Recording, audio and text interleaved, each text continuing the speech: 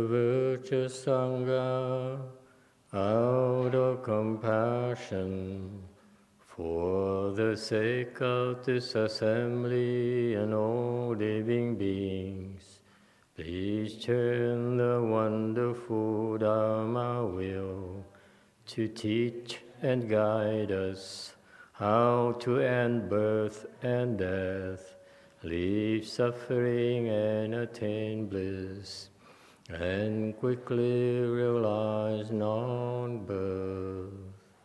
Cung thính đại đức tặng thịnh, bi thứ pháp hội cấp nhất thiết chúng sanh, tinh chuyên diệu pháp luân nhau đạo ngã môn, như há liêu sanh thoát tư ly khổ đạc lạc, tốt chứng vô sanh. Homage to the Blessed, Noble, and Perfectly Enlightened One.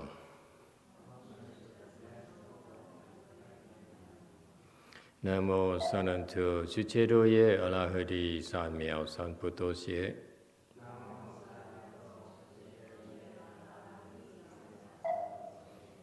Nam mô Tathagata Toya Daya Alahade Tamyo Tammo Datoa.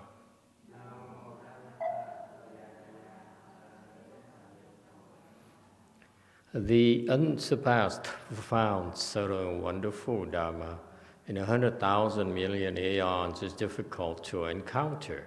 Now that I'm able to see and hear, I will receive and maintain it. I vow to fathom the thus come one's true and actual principles.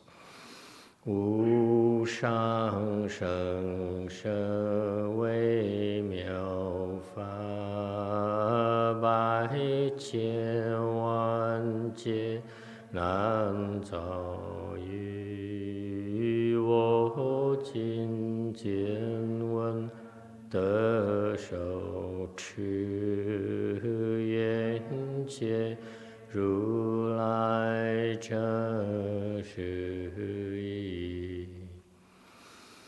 O Buddhas and Bodhisattvas, Venerable Huideng, Venerable YongHua, Venerable Lapong people, and all good knowing advisors, Emitofuo. 诸佛菩萨、六祖、师父、上人、各位出家人、各位善知识，阿弥陀佛。Thưa chư Phật Bồ Tát, Hòa thượng Hệ Năng, Hòa thượng Thiện Hoa, quý thầy cô và quý vị tri thức A Di Đà Phật. Okay, thank you everyone. Today is 17th of January 2021. We are here together to continue discussing the 6th Patriarch Sutra. All good things must come to an end, unfortunately. But we are near the end of chapter 8, only a few slides left. And it turns out it has some important things that's worth discussing. That's from last week's. From the last time we talked, there's a concept called shàn yǒu, meaning that the good friend. And we went around to the airwaves, virtual friends, and we discussed what it meant. And we couldn't come to an agreement on what it meant. The word shàn yǒu means literally good friend. Okay? So when I saw the word shàn yǒu in that context, where is that context shàn yǒu when we talked about? You remember? Does anyone remember which slide it was?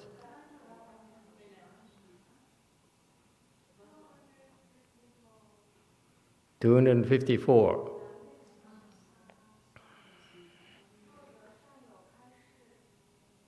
There you go. 获得善有盖世. If one get the kind of friendly instruction, no. When I saw this, in my mind, it meant the good knowing advisor's instructions. But I didn't say anything because Chinese is not my forte. I'm going to defer to you, Chinese people.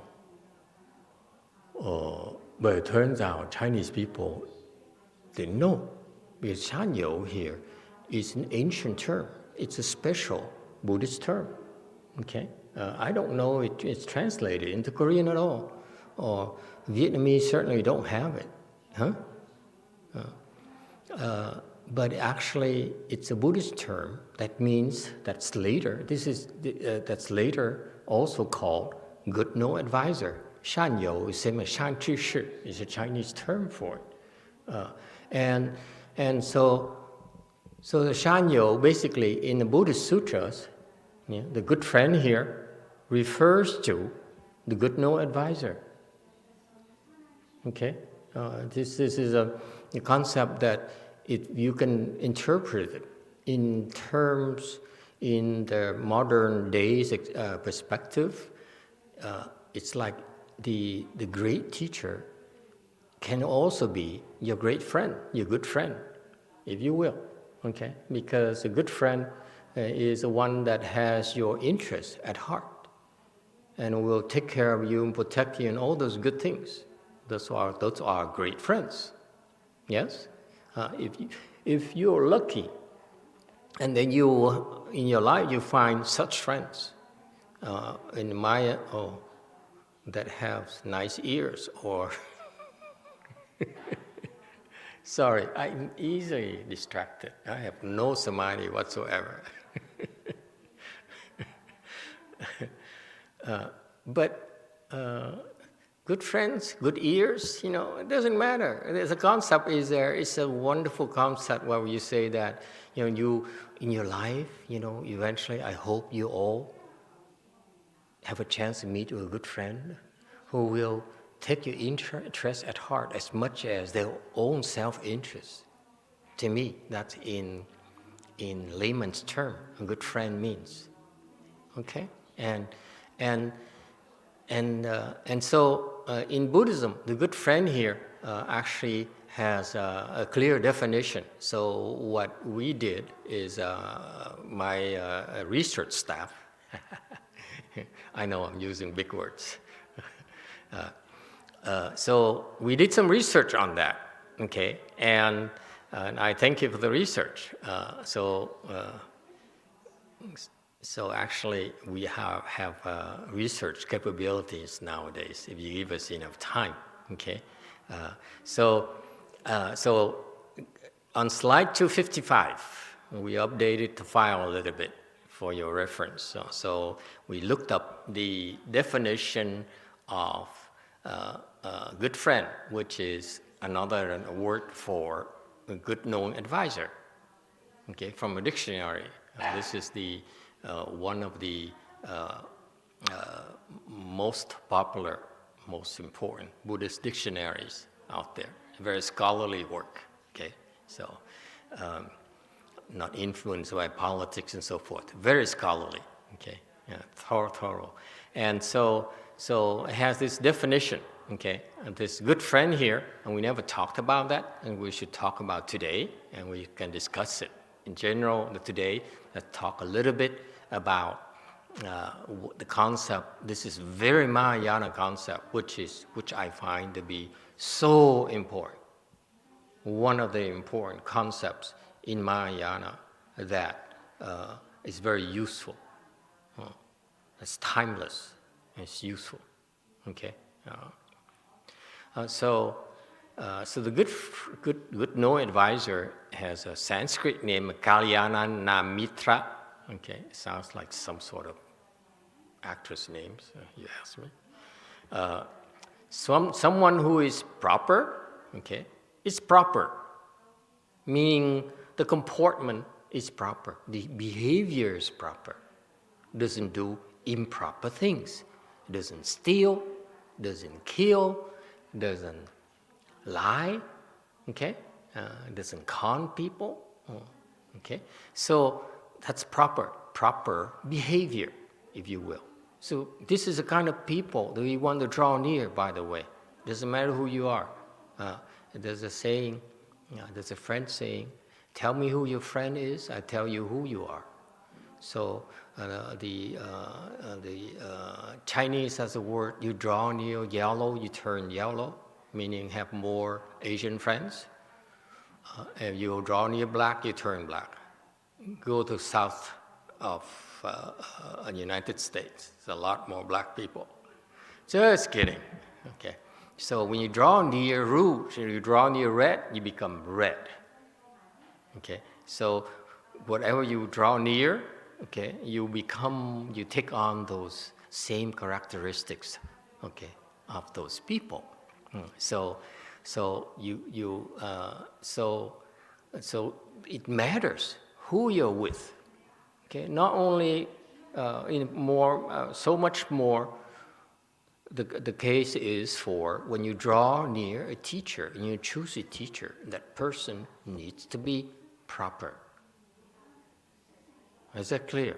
I don't care. It doesn't matter where you go, whether it's college, whether it's school, whether it's the temple. The teacher has to be proper. So far, so good. It has to be honest. Okay. Honest is no Chinese here. True. Okay, not honest. Chen here. Is Chen or Chu? I cannot see this thing here. Why do you have that bar in the black there? Get rid of that bar for me. It's annoying because it covers my bottom.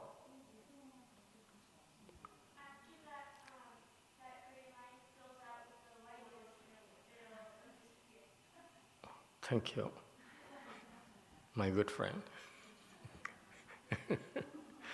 Okay, now it's coming. It came back again.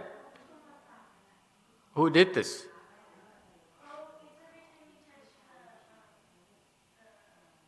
Oh, you don't want to touch it. Okay.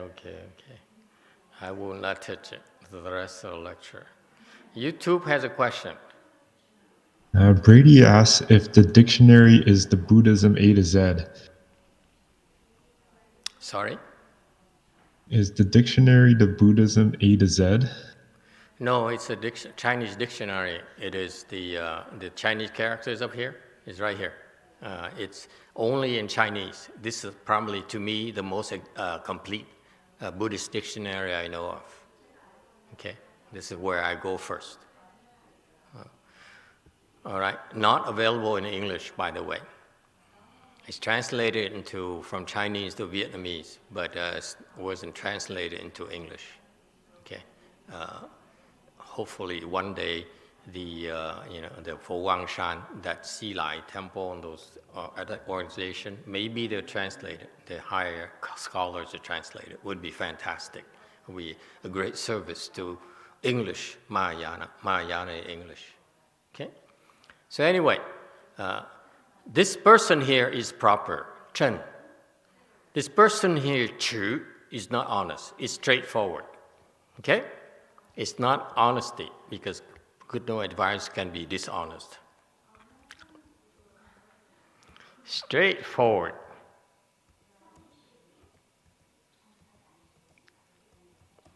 Okay? Forward.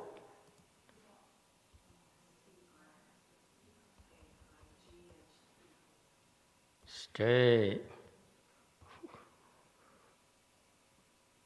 forward. Okay? It's straightforward. And remove that black banner thing. It's annoying. I don't need the black banner. Throw it out, please. All it does is mess me up. Okay. Is virtuous, okay? Is virtuous, not have virtues.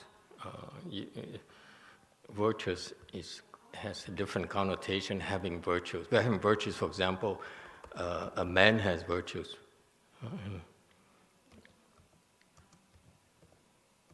But his virtue is much stronger. Who's capable of teaching the proper path. Okay? So the three characteristics you're looking for a teacher, for your children, for yourself. This is the kind of person you should be looking for. Okay? You're looking for a role model. This is what you're looking for. You're looking for a person who's proper. Okay?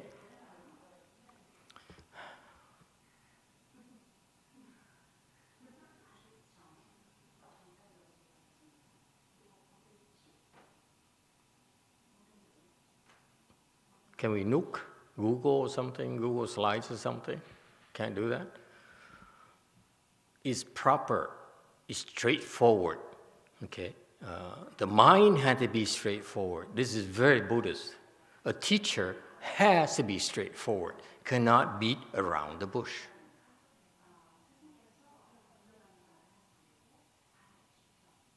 Okay? The person who beats around the bush has something to hide. The teacher has nothing to hide from you. Right? He doesn't have to hide from you. You ask, you don't want to say, he's just going to tell you. He doesn't have to hide. He doesn't have to beat around the bush. Is virtuous. And virtuous. Who is proper and virtuous. Okay.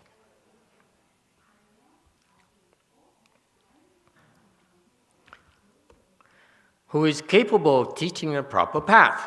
Okay. That, never mind about Buddhism. Proper path here refers to path of cultivation. How to become enlightened, how to get out of will. I'm talking about any kind of things you want to learn. Okay?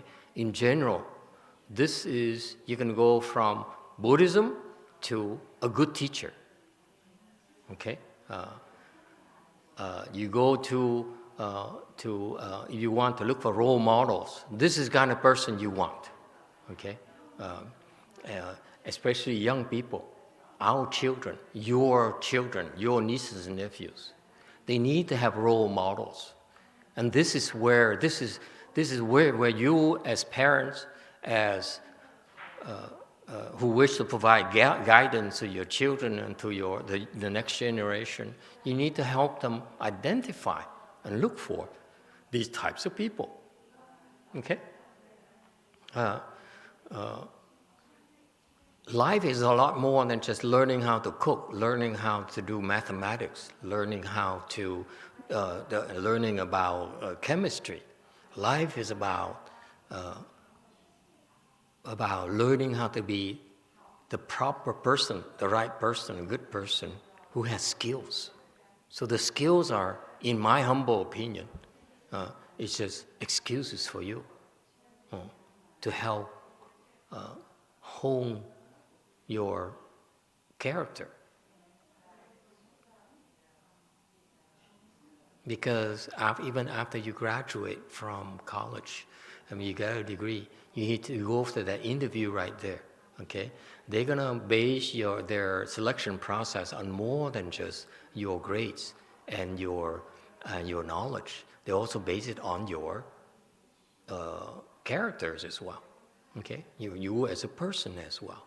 To me, when I was hiring a lot of people from different kinds of positions, from low to high. That's the kind. I was paying more attention to the character than the technical knowledge, because technical knowledge can be bought, okay, but character cannot. Character has to be nurtured, has to be groomed, okay. So anyway, so who's capable of teaching the proper path? So we're talking here now in the context is who's capable of teaching you how to pursue the spiritual path or how to pursue your professional career. Okay, you need such role models. Okay, I lucked out. I found a great knowing advisor, a great good knowing advisor in Master YongHua, who told me how to pursue my spiritual path. It's also known as knowing advisor, good friend, okay, shàn yǒu that we talked about, personal friend, okay, personal friend meaning this person knows you well and takes your interest at heart, okay. Superior friend here refers to the fact that this person is what? A winner. You want to pattern yourself after winning behavior, winning attitude, winning value systems, superior value systems. This is what you want, okay? This is what I expect from you, Sanghas, okay? You have to draw near the other Sanghas who are knowledgeable, who are good friends. They have goodness. They take your interest at heart. They are winners. Okay, and good knowing friend, meaning this person knows goodness. He understands goodness. Why does it say that this guy must have a lot of money, must be rich, must be powerful, must be smart? Notice that. There's nothing here that says anything about smarts, about winning, about success. Okay? A person who cares about you, a good friend, cares about you. Okay? Knowing advice, someone who can advise you, a person who can advise you, really cares for you, really takes your interests at heart, not just theirs. They really care for you. They really want good things to happen to you. They're superior friends. Okay? They're winners. They're achievers. They know how to succeed. Okay? Good knowing friend, and they understand goodness. Questions?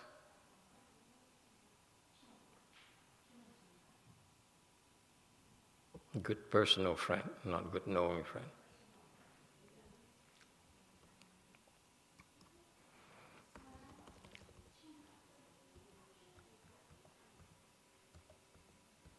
Okay, the concept here is the qin here is personal, very personal. It's like there's no separation between you and that person. Okay, you fuse together at the hips. That's a qin here. Qin is body. Okay, you share the same body. The body is so close. So what happens is that person also happens to you. Is that clear? It's a very beautiful concept. Think about it. He's in the same trenches with you. When you fight, when you're suffering, he's there for you. When you're happy, he's there for you. All right? Think about that.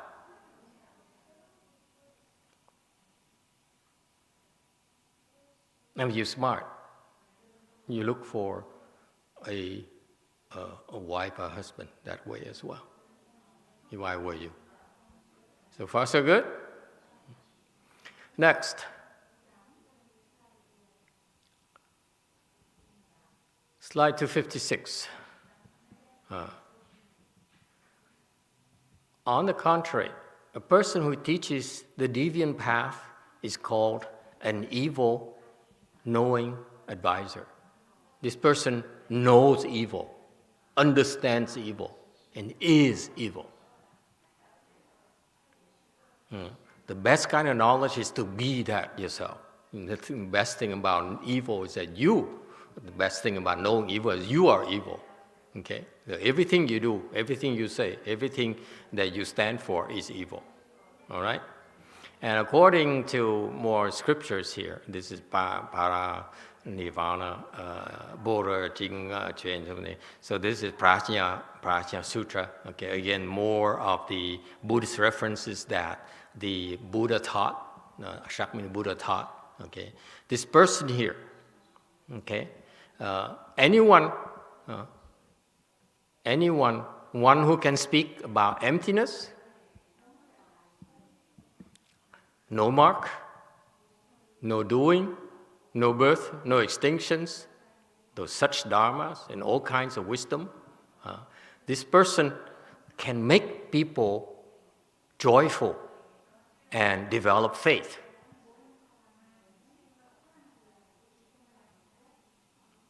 Okay? Is called a good no advisor. So think back of the people that you met, the teachers, professors you met. Okay? Emptiness is about non-attachments. Okay? Meaning whatever you have that's so important to you shouldn't have so many attachments, because attachments is suffering. Attachments is lack of wisdom. So far so good? That's what emptiness is about. No mark. This is much more advanced. No mark here refers to state of enlightened wisdom. Don't worry about that. Okay, but this in Buddhism, okay, the good no advisors are the one who can understand no mark. You know what it means, Chinese people? Let me remind you, Chinese and Asian people, when people talk about someone who understands about no mark, this refers to someone who is what? Enlightened. In Chinese Buddhism, they don't use this word arbitrarily. In Chinese Buddhism, if you use the word no mark here, it refers to someone who is enlightened. Only enlightened people can understand no mark. Unenlightened people have no business talking about no mark, because they don't know what they're talking about, period. If you talk about something that you don't know, your mind cannot be straightforward.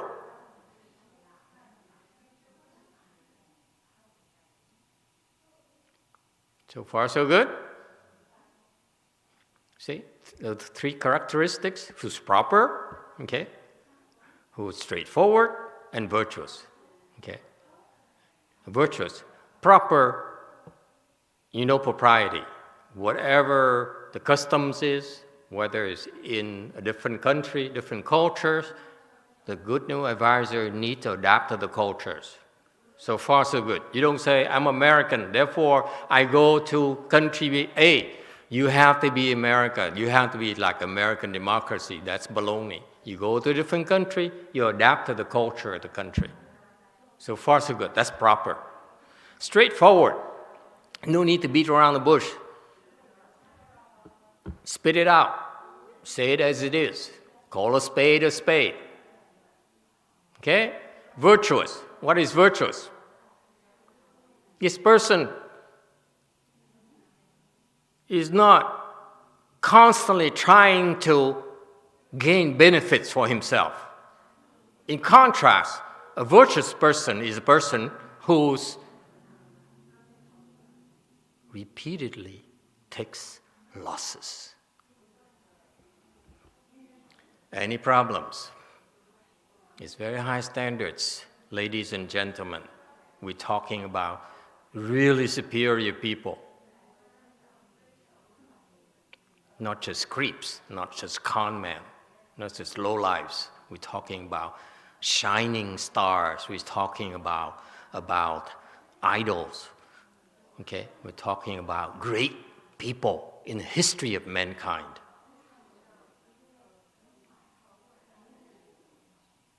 That's the standards we're talking about. Jewel Mountain has a question. Mountain asks, can anyone who is first ground bodhisattva or above understand no mark? Yes.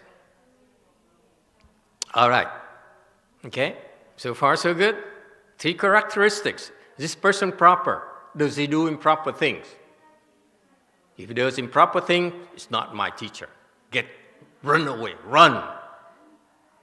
Okay? Is this person straightforward? He's going to beat around the bush. He says, no is no, yes is yes. So far, so good. Is this person virtuous? Is he always trying to gain things, to obtain benefits? Such persons are petty. They're not virtuous at all. These virtuous people are always taking losses. They're not trying to gain.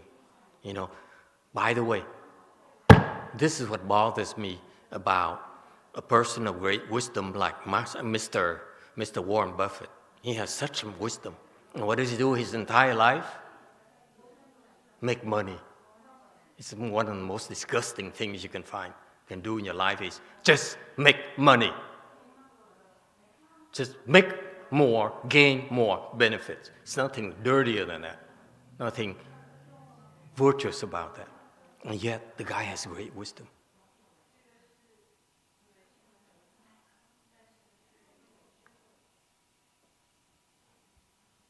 Okay?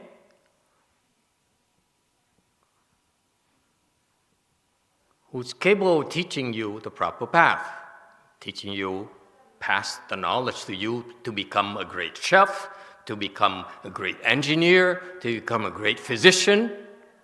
So far, so good. You need those role models. A great CEO,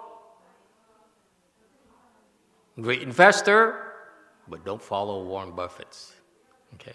He's no virtuous person. He's a cheapskate. When is enough? When do you have enough of profits? Okay? He's also known as a no advisor, good friend, personal friend, superior friend, good, all those friends. So far, so good? Very simple criteria.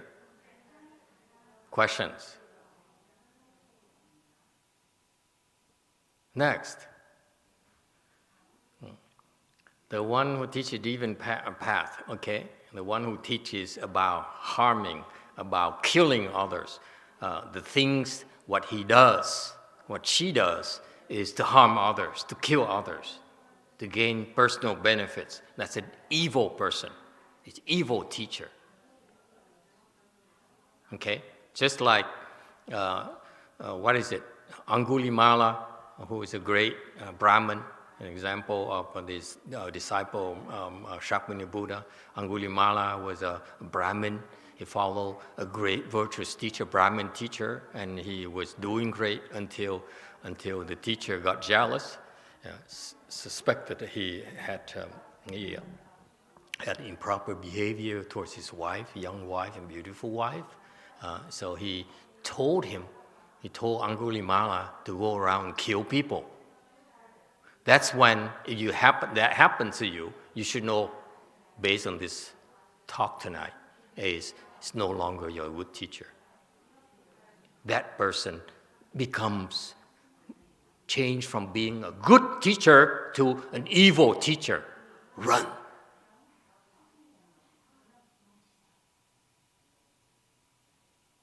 Okay?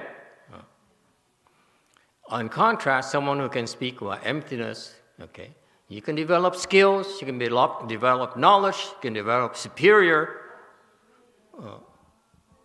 skills, but you should not be attached to it. Okay?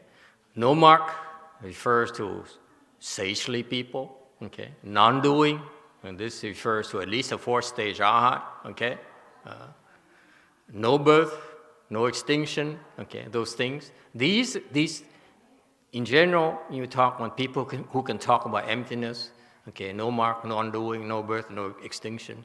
These are the superior Mahayana teacher you want. Not the ones who are popular, not the one who has a lot of followers, not the one who have a lot of temples, not the one who is famous. Okay? My teacher, Master YongHua, talked about this. He talked about emptiness.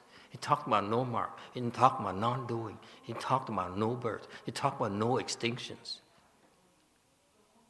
And he has a lot less disciples. He has much fewer disciples, many fewer disciples than his peers. Okay, but so that's why you have to pay attention to that and all kinds of wisdoms. Therefore, making people, and when you draw near these good no advisors, okay, they make people have joy in their heart. It's very easy. Let me give you a tip. Okay? Bring your babies near those people.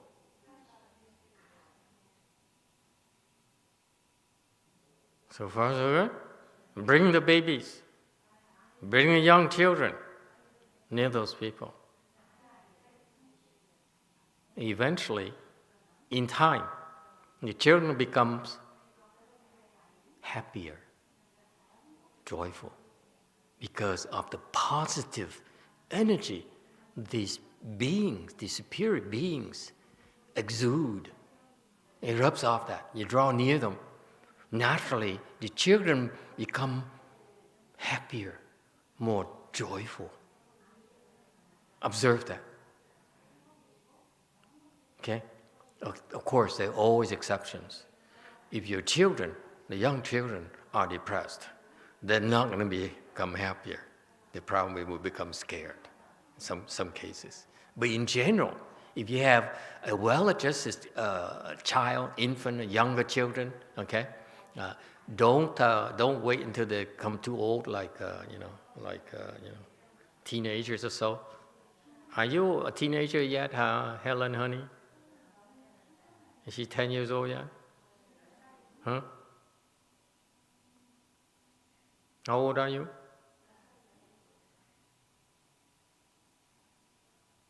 I can't see. Okay.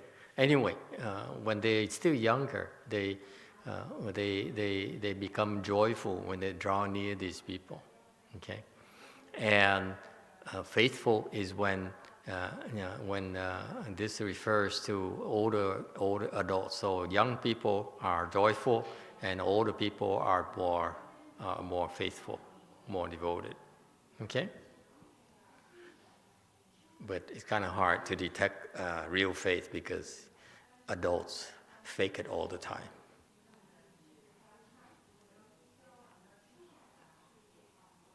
Okay?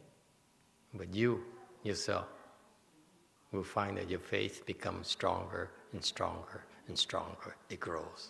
And as you, as a practitioner, spiritual path practitioner, as you make progress, you will find more joy in your spiritual journey, and your faith become far bigger. It keeps growing and growing and growing, not less.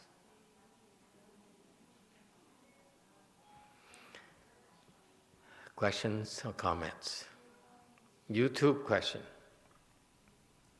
Alta D asks, is Buddhism the only thing we need to learn in life, or should we try to learn other things, or devote everything we have to learn Buddhism?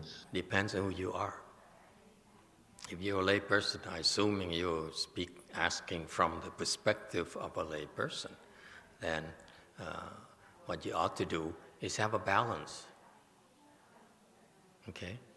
Balance that you need to learn, acquire skills to contribute to society, meaning you need to learn to read. Can you read?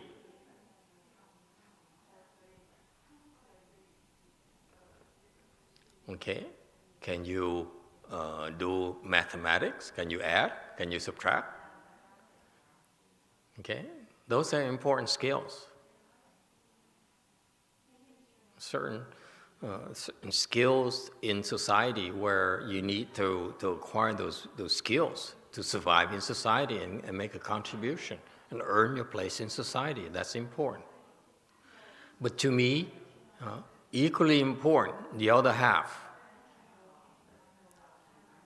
should be your moral character. You don't have to go to Buddhism. If you happen to be a Mormon, go to the church and learn about virtues. Okay? And let me, if I can make this suggestion, that you can, if you want to remember, the suggestion is that virtues grows bigger. It's supposed to grow bigger, not to remain the same.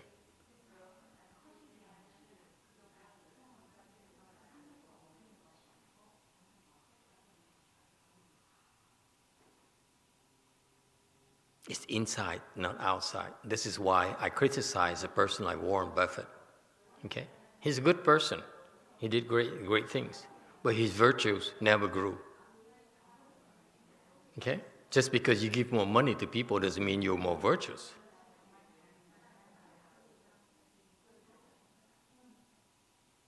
When you get to higher levels, becoming more virtuous, meaning that it's a lot, you take a lot more losses than just billions of dollars. You have to take trillion-dollar losses. Then I call you virtuous. If not, you're just a cheapskate.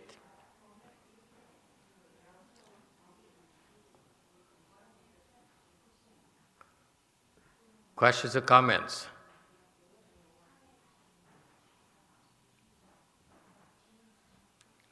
All right. Continue in the Avatamsaka Sutra, Ru Fa Jie Pin. This is in the Avatamsaka, entering the Dharma realm chapter. Okay, we discuss it. This is chapter 39, very, very famous chapter in the Avatamsaka Sutra. We'll definitely discuss it before I die. Okay, at the rate we're going, we don't know when. I get so sidetracked by all these things, easily distracted. Described in what Shan Cai Dongzi, this is good wealth, the youth good wealth. Okay, you can change it to red, and this is entering a Dharma realm. Okay, chapter Shan Cai Dongzi is the youth good wealth. Okay, make the correction.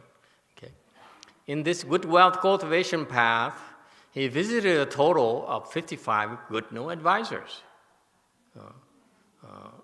and commonly known as 53 good no advisors. Okay, they're repeats. First he met at Manjushri, and the last one he met was also Manjushri. Okay, so if you count them, it's 55, one after another. When you counted them as unique visitors or hosts, then 53 only. So far, so good? Okay.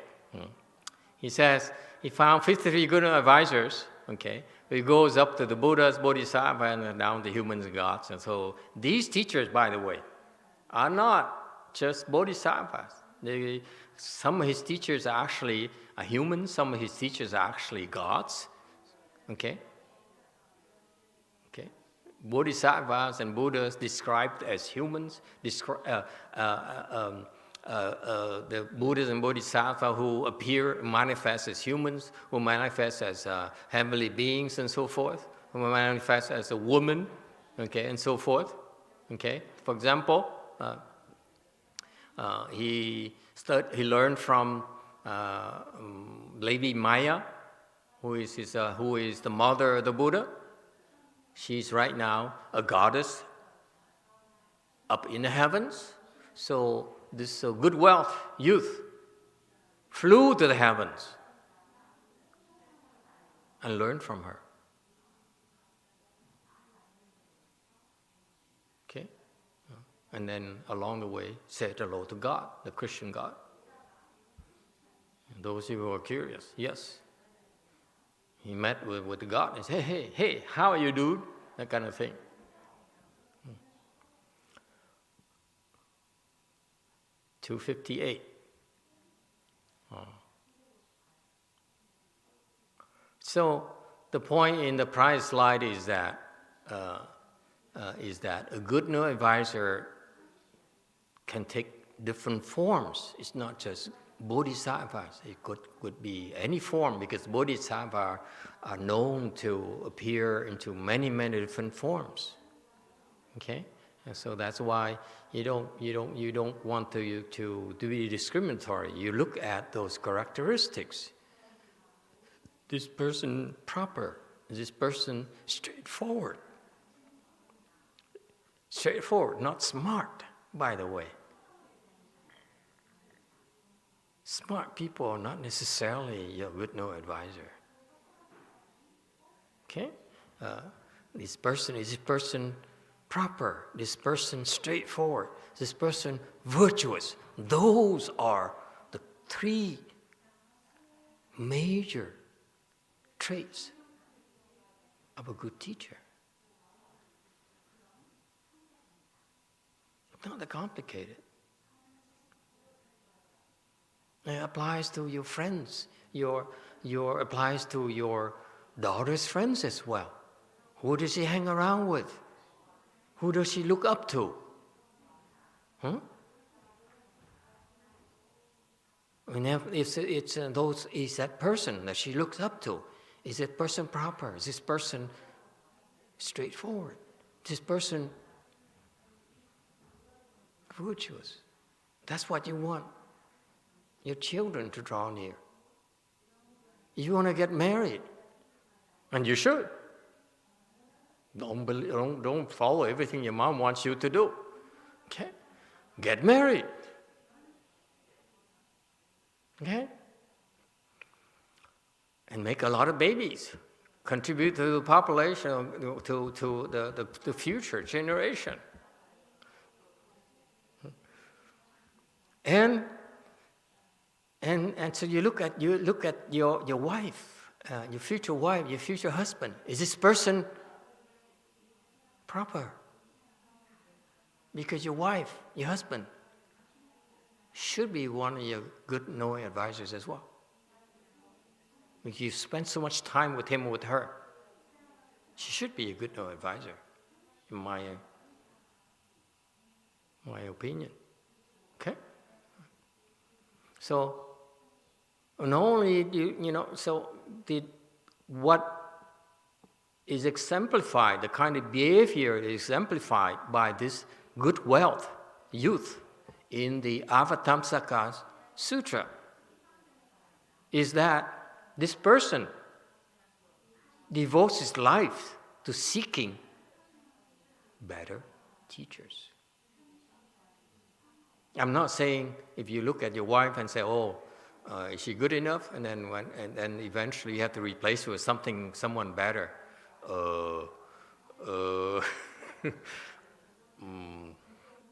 No comment. All right.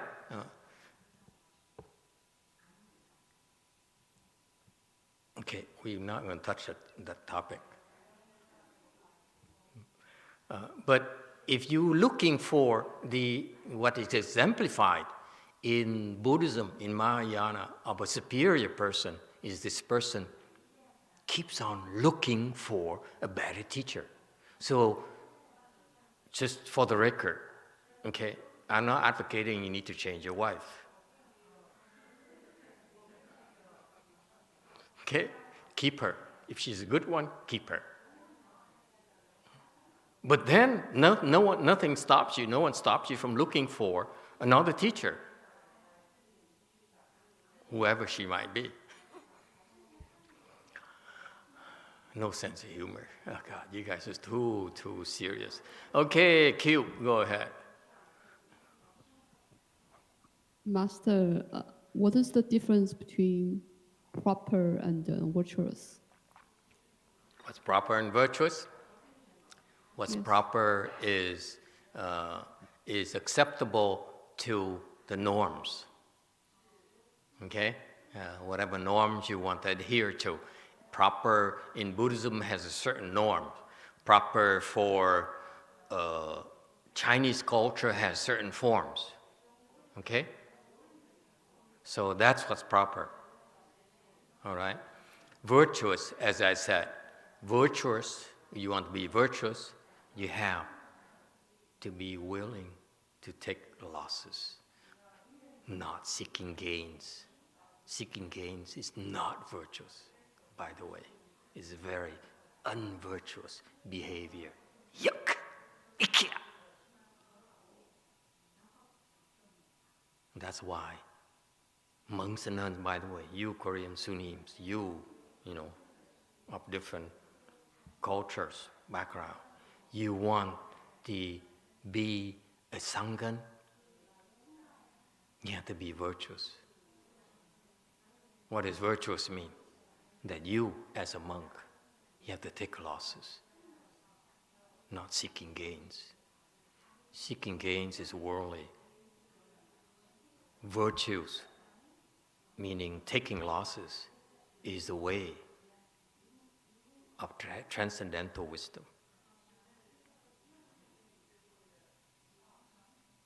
Ordinary people, they seek gains.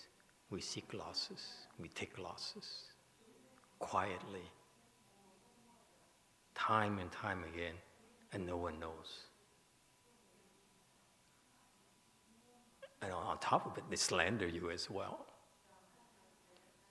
You take losses for them, you die for them, they say, oh, you are such a bad, bad person. Okay. And that's why you need virtues to continue the path. You keep on sucking your blood, and you still keep on and still let them. That's called virtues.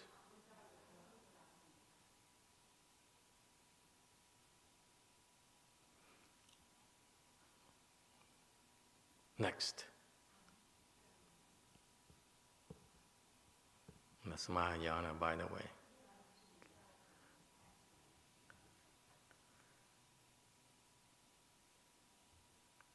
And in Buddhism, this is what's happening in Buddhism, whether in 258, whether one appears in whatever forms, as mosquito, as a deer, as a monkey, the Buddha, our Buddha, Shakyamuni Buddha, came to our worlds in those forms already.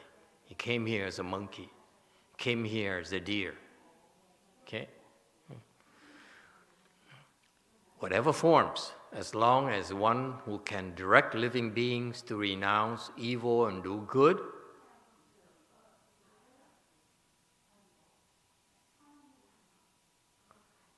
and enters the Buddha way, can be called a good no advisor. YouTube question. Ninja Checkmate asks, Master, I came from a wealthy family, but I saw more suffering. My dad inherited money and spent a lot on cocaine. He lied consistently. Is this a mixture of past blessings and offenses?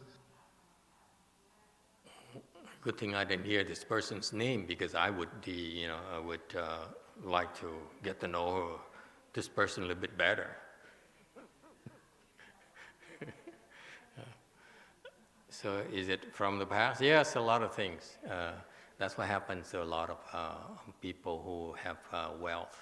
Okay, they inherit wealth and they really never learn. Their parents never stress the way of virtues, the value of virtues. Okay, and that's why they develop a lot of bad habits.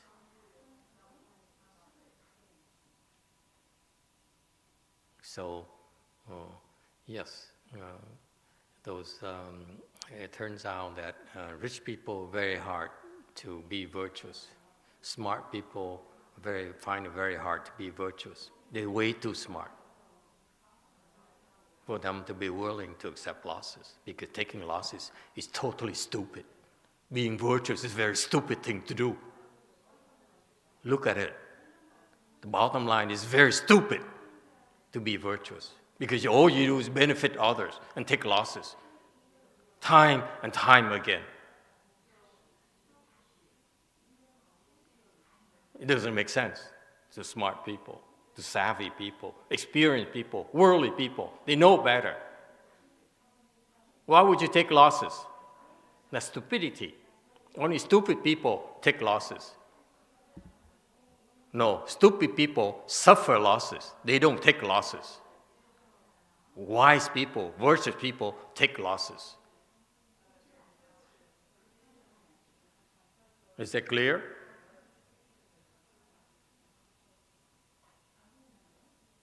You're stupid. You just suffer, and you suffer losses. You have no control over it.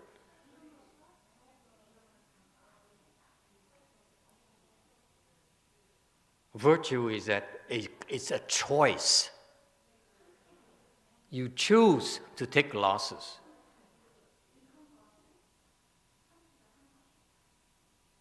Repeatedly, and never complain,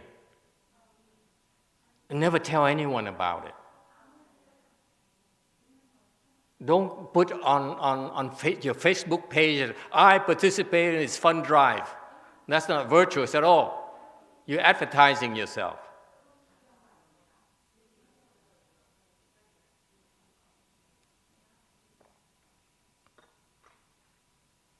So Warren Buffett gives a few billions to this foundation, like a Gates Foundation. He says, I just give $3 billion to Gates Foundation. Is that virtuous? It's IKEA. I wish he gave me some. Be a little bit more virtuous than that. Okay. Any other questions?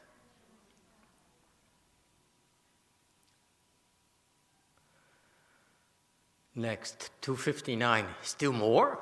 My goodness, this research is so extensive. No wonder it took the entire week. You think that we spend a week doing nothing? We chase after, when you go to the east and went to the west and went up and went down, drove a few hundred miles, okay? Didn't get back until, well, it's not virtuous to talk about it. Okay, in the Buddhist scriptures, good no advisor is able to subdue. It's more than just concepts. This good no advisor, in order to help us, need to have some skills, real wisdom, real knowledge, not just talk.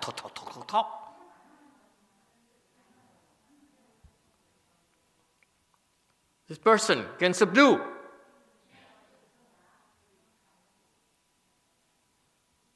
In particular, a great good no advisor can subdue demons. Can tranquilize. Not tranquilize. Tranquilize is like you tranquilize a bear, a beast, a crocodile. So Chinese. What do we do? What do we say instead of tranquilize?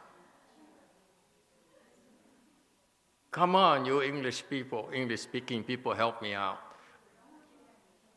Do I look like I know English? Yes, orange. Master, maybe pacify. Pacify. Don't say maybe. There's no need for maybe. I agree. Pacify. See, I defer to the English-speaking people. I would have said pacify myself. Okay? 或与 或除 not pacify confusion. Oh my God, we should move pacify to tranquilize. Tranquilizing when you shoot a dart. Okay?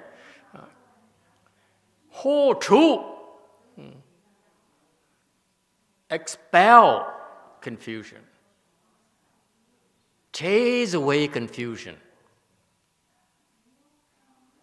in your mind, in your heart. You can do that. And it's not talk. Help you become less confused. Yes, orange.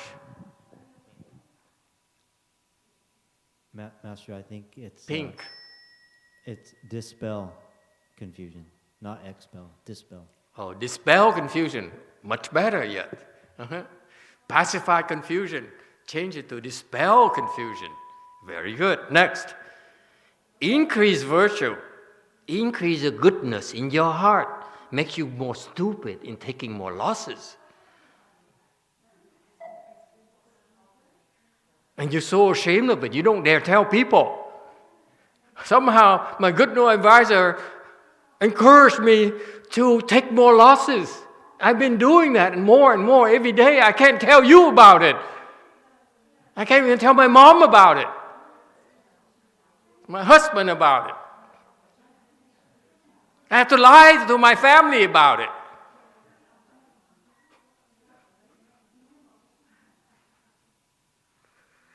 YouTube comment. I'm calm. Yes. Cordelia says, it's best to do virtuous things without your parents or friends knowing. Otherwise, it can cause them and you affliction. That's why I'm for lying. I agree. Okay. Where are we? Increase virtue. So you take more losses. It's increase virtue, folks. Hey, Westerners. That's be real. Okay? Ears? Huh? Increase virtue is you take more losses. You hear me? Okay? If you don't take more losses, there's no increase in virtue. Have courage. What does courage mean?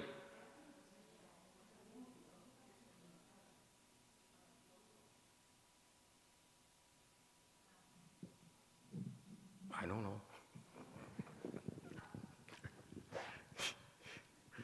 I'm a poor example of courage. Yes, Mr. Christian. We call it Christian now. Yes, Orange. I mean, to me, courage means not to be afraid. Not to be afraid. Okay? Not to be afraid. Of what? Your wife? Your girlfriend? Of Be anything. specific. Afraid of what? What are you afraid of, sir? God? Losing your life. No, wait. I asked you a question. Answer me first. Does having courage mean that you're not afraid of God? No.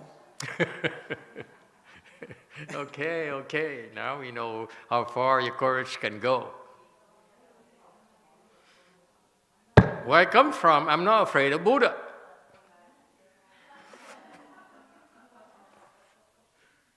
Okay? I think. Okay, very good. Knowledgeable of the sutra. Not just knowledgeable. This is so rich in sutras. You see, I'm very emotional. You see that? Because this is very personal. I met such a person. Life. Such people exist in our world, folks. Not just words. They live like that. They're like that.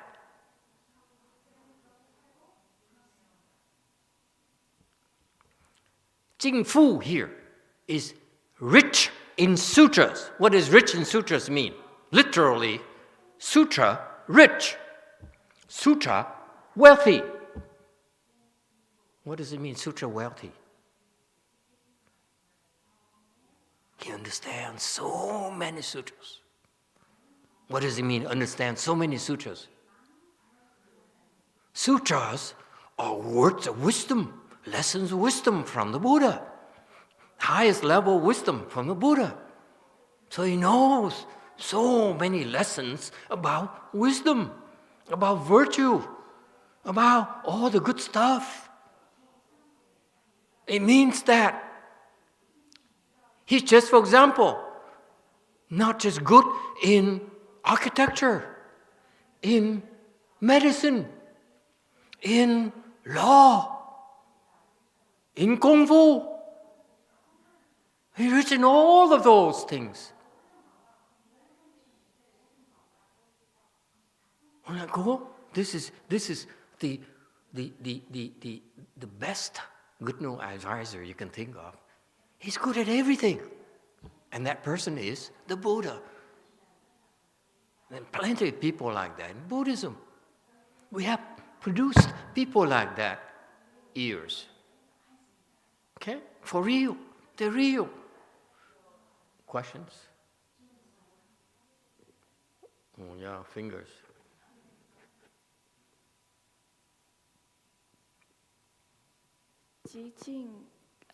Can it be too quiet and still?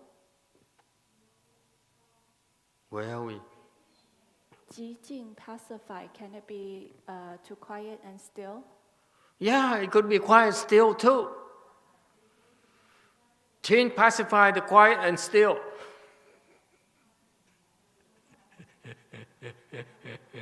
Quiet and still is better than pacify. It's talking about state of being. Okay? Still and quiet. I mean, talks timidly. Oh, were you talking to me?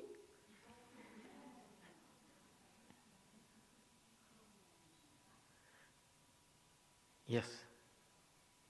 The very old monk. Thầy con không biết là hiểu đúng cái chữ mà can đảm của cái người thiện tri thức này không? Thì như tổ Huệ Năng đó, lần thứ nhất vua mời vào cung thì không đi. Lần thứ hai là bà Từ Hy Thái Hậu rất là giận và biểu sứ giả đi nữa, thì ngài cũng không đi. Thì ngài biết sao hậu quả rồi, thì ngài trói là hết, phải làm gì ra đêm đó ngài tịch luôn. Dặn phải làm sao tôi đi, mấy ông phải làm sao rồi ngài tịch luôn. Vẫn là không nghe lời vua, không vào cung. Okay. Okay. You can add that later. Let me change this.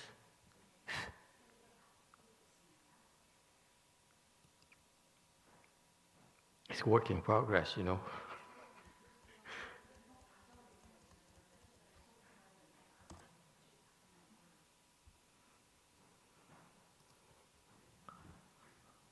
Did we lose someone?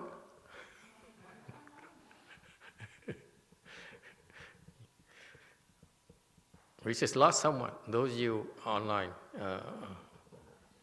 this is too much for some people. Rich in sutras, enlightened to the truth. He knows the truth, meaning that you don't. You don't, honey. You don't know what the truth is. He's awakened to the truth. What he knows is the true truth, not your truth. The truth in your head is not the truth. He's enlightened to the true. Okay? The better translation, enlightened to the true. Because we use the word, if we use the word truth, it sounds too, hey Christian, there's something you pick up from Science Monitor. You know what I'm talking about? In my era, in my times, I would go to downtown, I have this storefront here says, enlightened to the truth. It happens to be one of your outlets.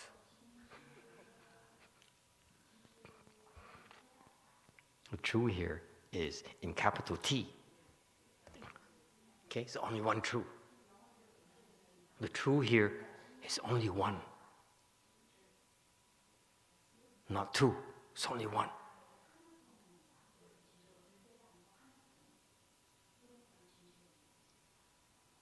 Like when you're true to your wife, one wife, but many girlfriends.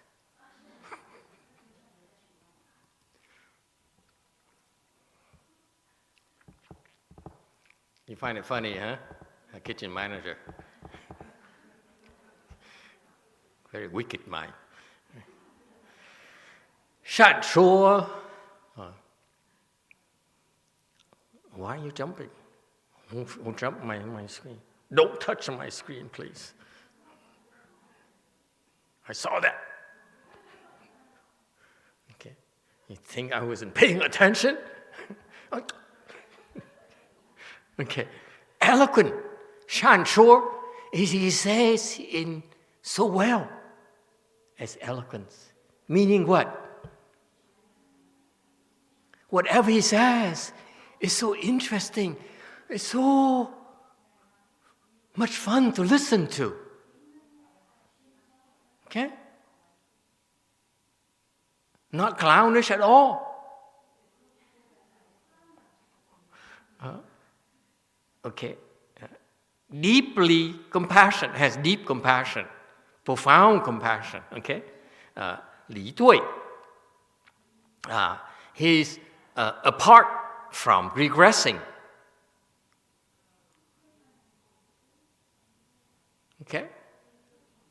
Meaning, he does not make mistakes. He regrets because you commit offenses.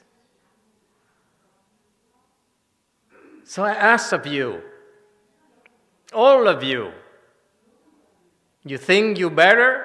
How come you're regressing? Losers.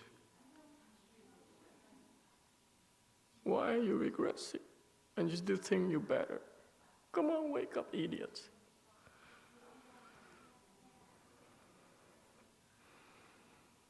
Not regressing here meaning that your wisdom does not decrease.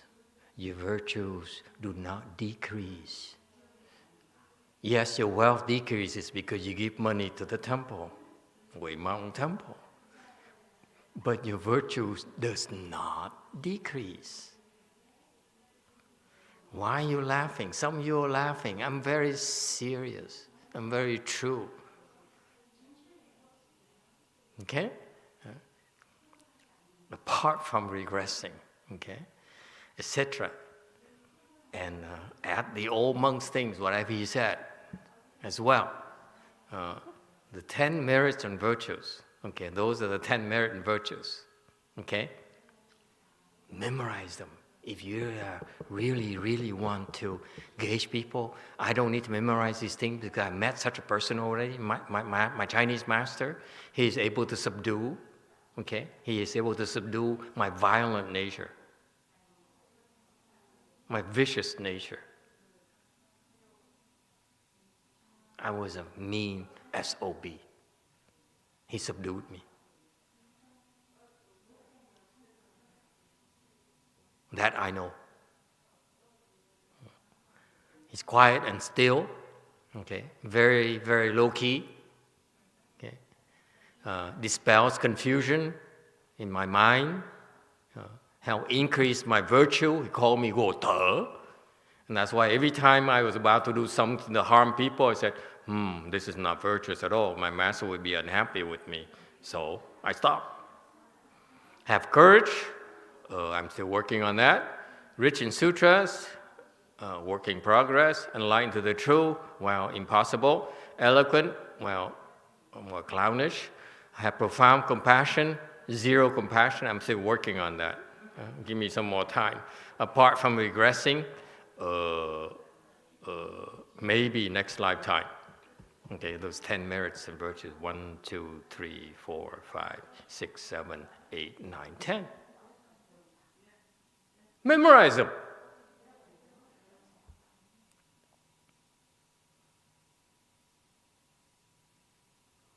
Okay?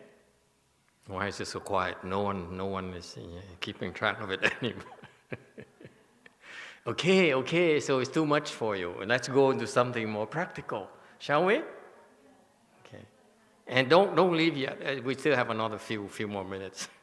People are leaving in droves, like 1 or 2. 260.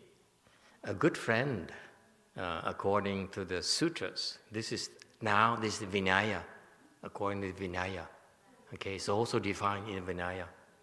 Okay, so you see, the concept of good advisor is very important in Buddhism. That's why it's mentioned in various parts of the Buddhist teachings. Okay? A good advisor should be capable of the following 7 acts. Would be able to do these 7 things. So far, so good. Number 1, can give what's difficult to give.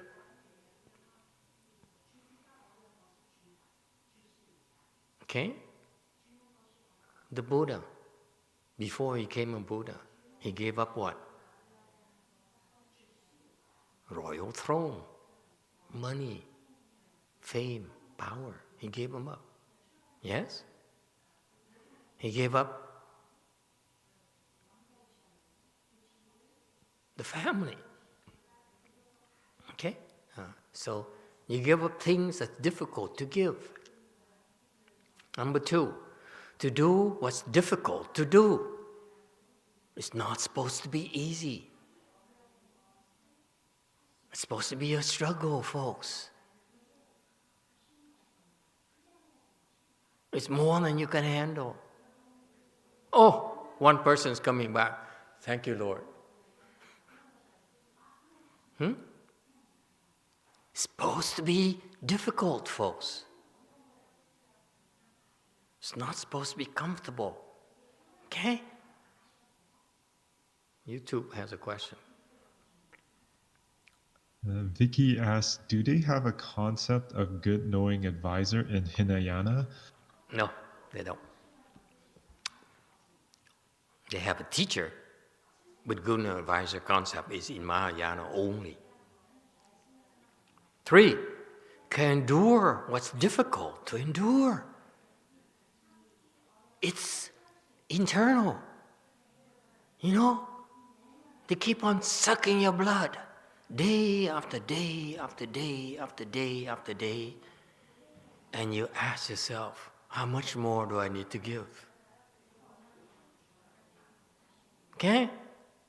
Number 4, keep private matters private. Why?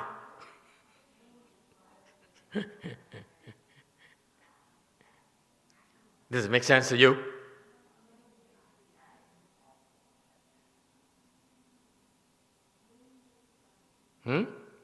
Keeps private matters private. Why? It's fantastic, you know, because the Buddha, when he teaches these things, actually is wonderfully insightful. It takes tremendous wisdom to reveal these characteristics of a good knowing advisor. And the great knowing advisor can do these things.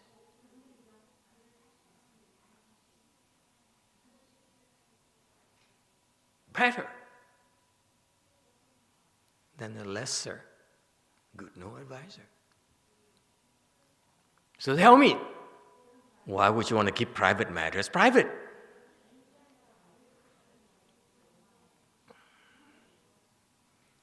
Come on, give me a chance to drink my tea. I'm talking too much. Yes, Christian. That's your nickname. For some reason, we don't know why. Yes. You want to keep everything private because you don't want to create gossip. Don't want people to gossip. But if you don't gossip, why bother going to a temple? But gossiping is evil. I don't get it. Huh? Hey, ask Go Yin. If you don't gossip at the temple, why bother going to the temple? Give her the microphone. Yeah. If people don't gossip at the temple, why bother and go to the temple? If you don't gossip at the church, why bother going to the church? Come on. Let her speak first. Blue. Đi tới chùa thì phải thanh tịnh, chứ không phải là mà tám không phải ở chùa đâu. I don't believe you. She said, I go to the temple is for me to become pure and calm. It's not to gossip. I said, of course, I don't believe you. Yes, Christian. This is my own opinion and my own observation too. When people gossip, it can destroy the church or could destroy the temple. That's why we got to buy this shirt, because of the thanks to gossip. YouTube has the answer. Why? Why can't you gossip? Yes, YouTube, go ahead. Diego says, they are your business. No need for others to know. Wait a minute. Why not? If that person is evil, shouldn't we tell others to beware of such a person? Because they might get harmed.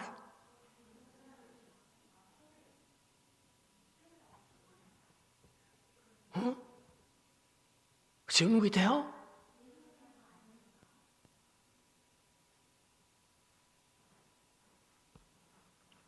Jewel Mountain. Jewel Mountain says each person's problem is different. One person's private matter can cause confusion in another. It's not about confusion. We're talking about interesting things to talk about.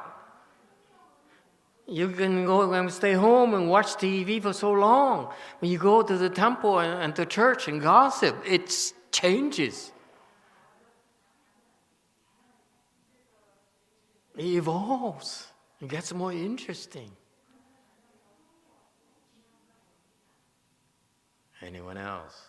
Why do you want to keep private matters private? Yes, Green. A Di Đà Phật. Cái chuyện riêng đó phải riêng là cái người ta tới ông thiện tri thức, người ta hoặc là thiện tri thức biết, hoặc là họ tới họ tiết lộ cho mình những cái xấu, những cái gì của họ đó, thì thiện tri thức không có được nói ra cho người khác biết, rêu rao cái đó ra, giữ để dạy nó thôi chứ không có đem ra rêu rao hay là làm cái benefit là tôi biết cái đó ông nói dở vậy, hoặc là tố cáo chính quyền bắt nó chẳng hạn. Thì làm sao để dạy cái người này thôi chứ không có được đem mà rao truyền ra. Ta tin mình, ta nói mình phải giữ cái đó. Thì nói con bây giờ con hiểu tại sao mà người ta tới xưng tội, mà hồi xưa thắc mắc tại sao xưng tội rồi ông cha không có nói ra. Ta tới chỉ hai người thầy trò trong giáo đường nghe thôi, rồi thôi giữ im lặng. Ta tin mình, ta nói thì mình dạy người ta được, không thì thôi không đem ra nói. Translation, this is so complicated. I don't get it.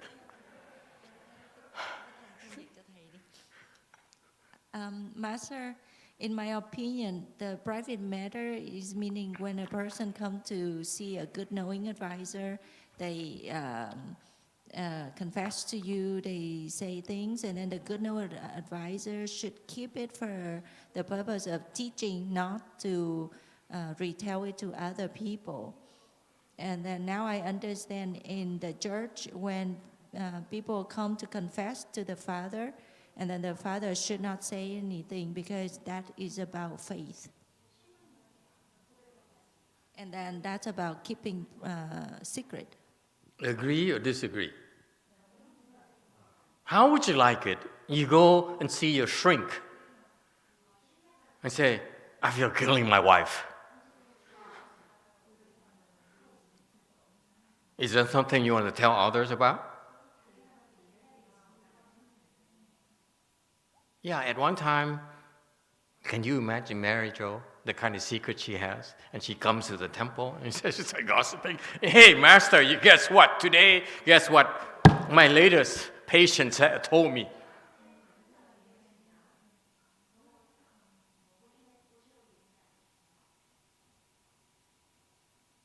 How would you like it? Would you, if you knew that's the case, would you go back to see Mary Jo? She's in San Diego, by the way. Okay? If you go to the church and confess to the Father, Father, I just cheated on my wife. It's the first time I swear to you. How would you like if your father turns around and tells your wife about it, his wife about it? Or tell your neighbors about it?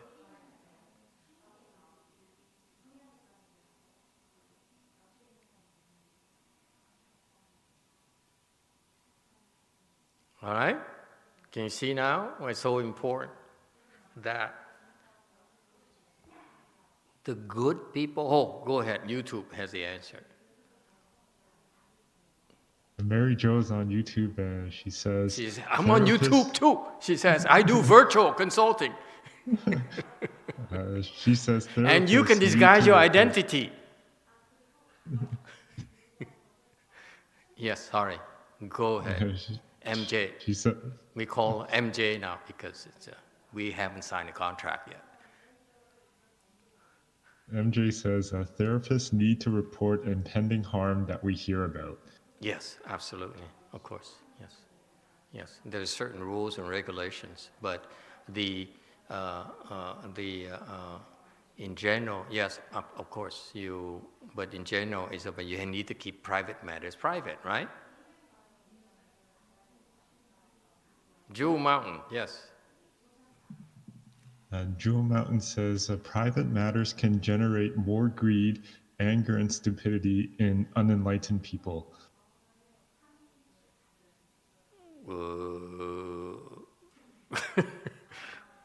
I agree, but then why? Then you're removing one of the most fun things to do when you go to the temple. It's the gossip.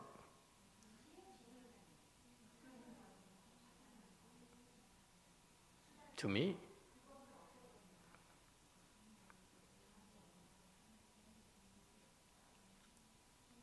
And actually, when I first came to Lu Mountain Temple, Gu Yin's friend was gossiping left and right.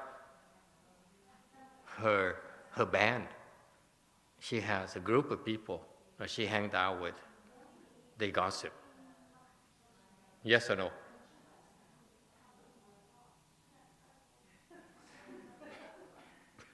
They gossip. Blue, let her defend herself. Mô Phật và thầy, bây giờ bà Tám rồi nó đi nó mất tiêu hết rồi. They gossip, they complain, they gossip. They complain in the kitchen, they gossip this and gossip that. And you know, just not her friends. I have a disciple who is an engineering manager. He gossips as well. He gossips, oh, this man is, looking at the other woman, and the other one looking at the other men and stuff like that. You know who I'm talking about? Yes, that's what he does. Okay? Gossiping. Disgusting. You have any comment to make, Xian Shui? You're so mean, she says. Another gossip. And what happened is that Gu Yin uses gossip a lot too. She would come and say, hey, Master, did you know? I need to tell you this. I said, no. I have enough. And then eventually, her friends who like to gossip, left her alone. Okay? Anyway, YouTube answer.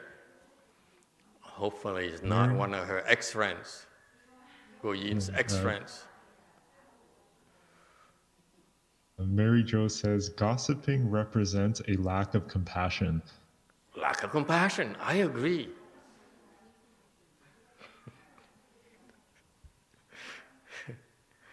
Okay, you have to be able to keep a secret. Yes, YouTube has the answer.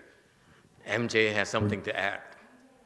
No, it's Cordelia says, needs to be compassionate and proper respect for other beings. Compassion and proper respect for other beings. But you still want to gossip. There's nothing wrong with gossiping. And you can gossip and still have compassion and respect for others. Yes, White.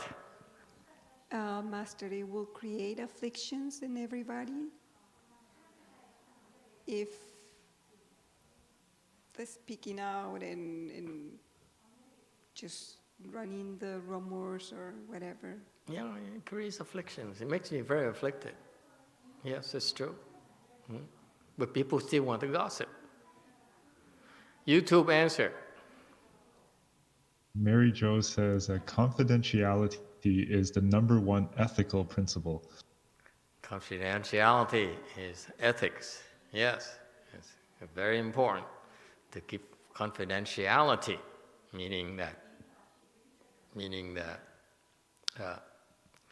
it's trust.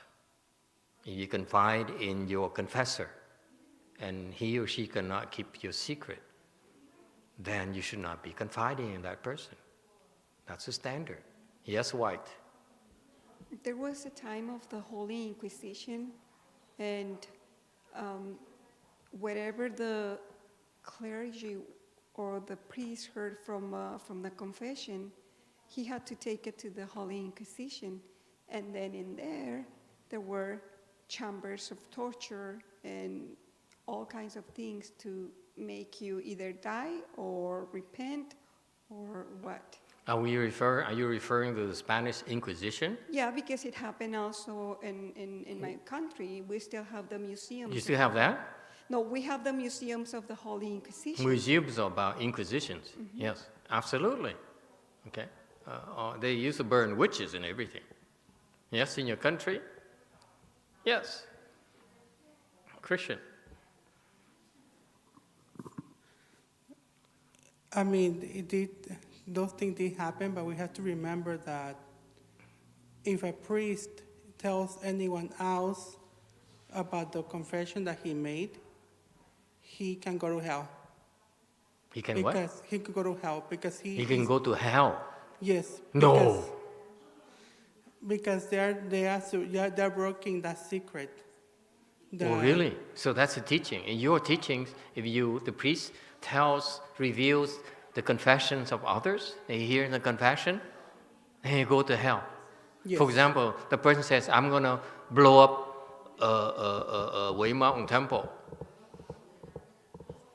That I don't know how to answer. So it's an exception. It's okay to blow up the Wei Mountain temple. Okay, I hear you. Yeah. I don't know about that. Okay, so you can go to hell if you reveal the confessions. Yes. How interesting. God, no wonder the Earth Force Bodhisattva is so busy rescuing priests. Yes, White. Well, that would be the ideal, right? But however, since it was playing a political game, so they didn't care. They just wanted to be politically accepted, and society would accept them. So they will just continue to go with this gossiping, not gossiping. They had to abide by that. They have to go and tell whatever confession came from the mouth of any Indian or whatever other people, intellectual people. Mm-hmm. So I don't know whether, I mean, as maybe a good Christian or the rule, it had to be that he had to be go to heaven. Is you're lying, or I mean, you're taking you're taking the confessions that somebody made to you. Then yeah, ideally that would be okay, but to me it's just like. But what if let's say the priest is evil? It is. That was an evil and act. Then the priest confesses to another priest that he's evil. Is it okay to reveal that the other priest is evil? To me, I just think that what happened... I'm very curious. Is it okay in your faith? Is it okay to say that priest has committed evil acts? I'm going to tell the whole world about that. I'm asking you.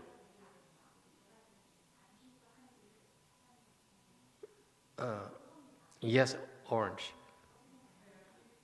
I actually do not know that answer. I had to check it out, but I really don't know. You don't know. White, is it okay as far as you know? No, it's not okay. I don't think. How about the sister? Is it okay? It's not okay. So like you in the Catholic system. I'm sorry to bring it up, but they have some some bad priests that cause a lot of harm to the children. Shouldn't they? Aren't they supposed to be pointed out, revealed, and so forth? Is that okay? Orange, yes. On that, the last thing I saw from the Catholic Church is that you are supposed to reveal.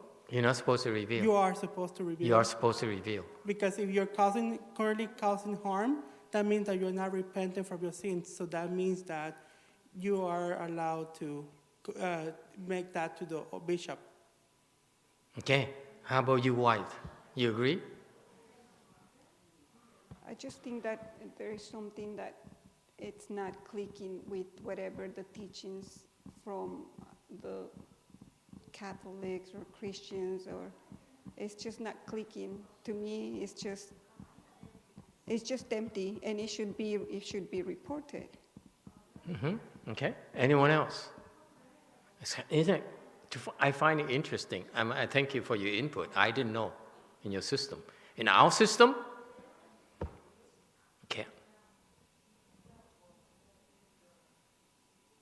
Okay. If you're a good no advisor, you're not supposed to reveal others' evil. You're not supposed to. Yeah. We should be able to talk to you about it, right? Yes, you can talk to me about it, but I cannot reveal to others. I can't. According to this criteria. If I aspire to be a good new advisor, I have to start now by not revealing. Okay? In Vietnamese, it means that you have a pot belly because your belly has so many evil stories in there and you cannot tell anyone. So it grows bigger and bigger and bigger and bigger. You have all these things. Oh, I wish I could tell you about your mother. I could tell you about your husband. Tell you about, so and so. Okay? But I can't. So that's why we call a belly of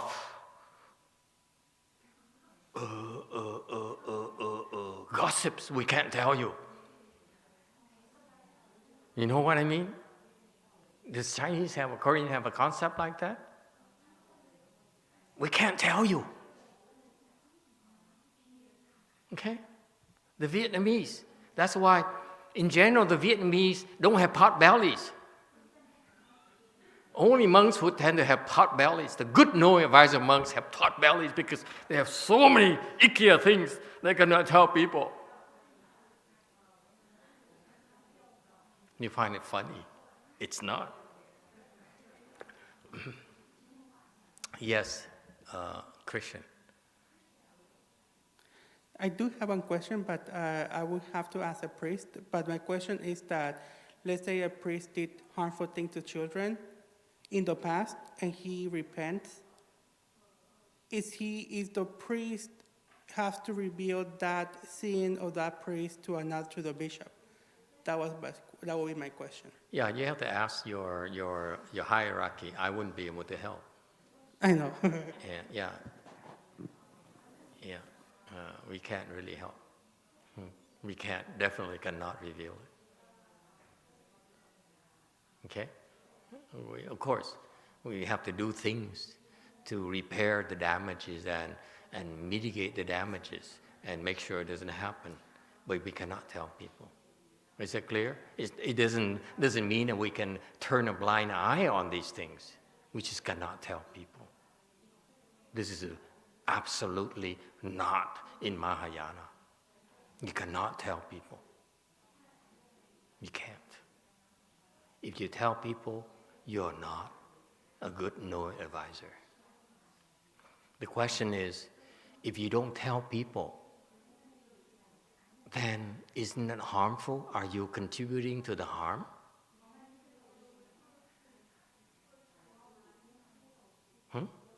Aren't you encouraging it? Aren't you facilitating it? What's the matter with Buddhist people? These people are evil. Doesn't it bother you that the Buddhists don't reveal evil people? There's no law of the land. There's no law in Buddhism. It's just that if you want to be a good no advisor, you cannot reveal private things. That's all. If you reveal private things, you're not a good no advisor in Mahayana. I'm sorry. That's it. You don't make the cut. You're just a low-life monk or nun.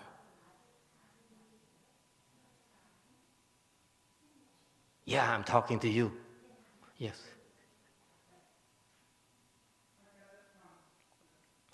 So I'm going to be very honest with myself. It does bother me.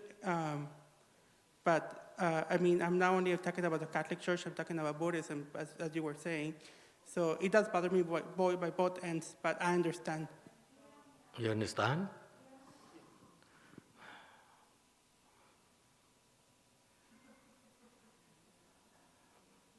There's a price to pay, okay? But doesn't it bother you that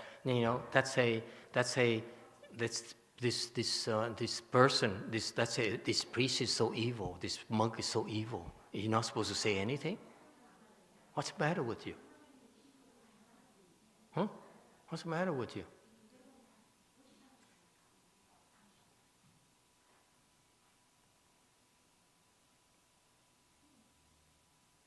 You know an evil monk. You're not supposed to say anything? Shouldn't you have a file, a dossier? It says, just type Shakya, so-and-so. We have a dossier.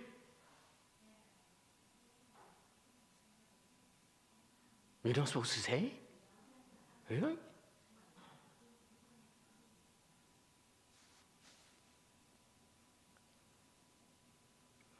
If you're a low-life monk, it's okay to say. It's safe. It's okay for you low-life monks and nuns. It's okay to say those things. It's okay. Nothing wrong with that. But when you do that, the savvy Buddhists, the savvy disciples look at you and say, no, I'm not going to want you to be my teacher. It's perfectly okay. Okay? It's okay. You could say evil things and bad things about others. It's okay. You're not going to be executed. You're not going to be excommunicated. It's okay. Because at least in our world, we teach our disciples is that you look to listen to those people who say evil things about others. They're not your friends. They're not your teachers. Least of all, they're not your friends. Because you befriend them in the future to reveal your dark secrets as well. Count on that. One day they're still good to you. One day, the moment they believe you cross them, they will reveal your dark secrets and will destroy you and even fabricate things. You can bet on that. But we don't do anything. We don't, my teacher, Master YongHua, never said anything bad about anyone to me. I wish he did. I would have avoided so many of his disciples. I had to find out myself which ones are evil. Because he didn't tell me. I didn't tell them about me either. Okay? But this is a characteristic. I don't have time to go into the great details about this. This is so excellent, by the way. And I thank you for doing the research on this. Okay? You don't reveal others' dark secrets if you're a good no advisor. You can count on that. It's so interesting. Okay? That actually this came from the Buddha's teaching, not from me. So far, so good? Next! Number 5, recognize. We can go on for number 4, and we don't have time, okay? It gets more ugly, uglier and uglier, so it's no point, okay? I don't want to talk about my past. Number 5, recognize great potential.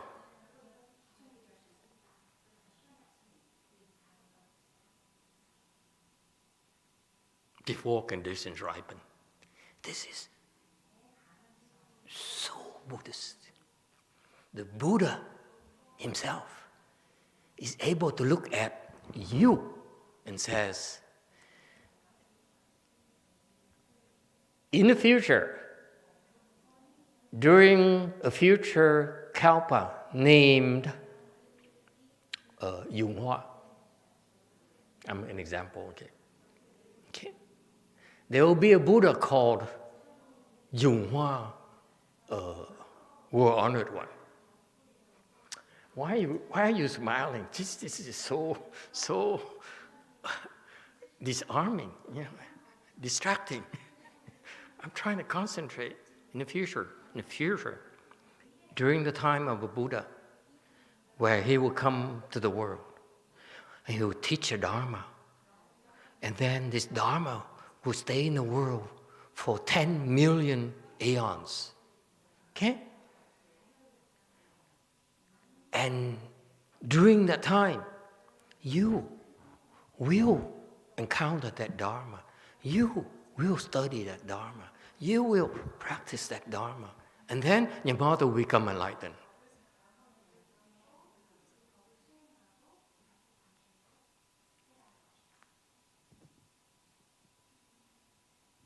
Yes, Black. Master, that we study the Dharma and our mother become enlightenment? Yeah, ask him. That's why that Buddha is called Shakya Buddha, World Honored One. New Dharma. This is my 6th vow. I vow that in the future I will not become a Buddha unless my disciples study my Dharma and then their mothers become enlightened.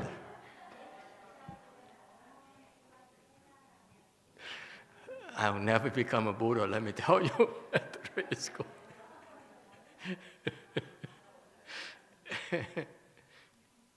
I will probably have only one disciple.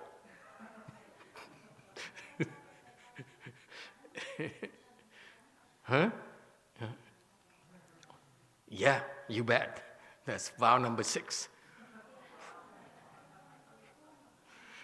Okay?